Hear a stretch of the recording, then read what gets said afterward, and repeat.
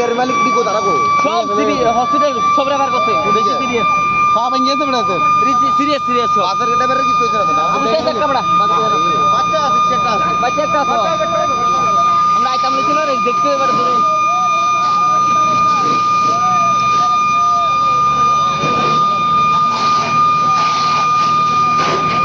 আমরা